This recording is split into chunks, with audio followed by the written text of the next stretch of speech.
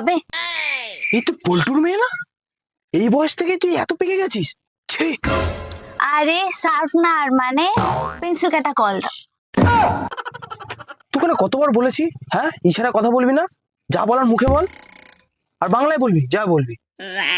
হ্যাঁ আছে, দিচ্ছি তারা। আর কি?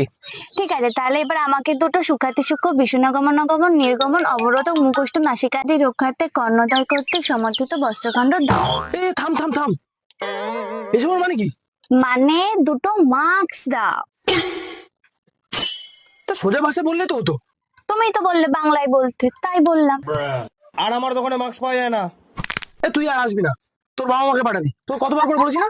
ঠিক আছে, এ নাও তোমার 5 টাকা। See you soon, কাকু।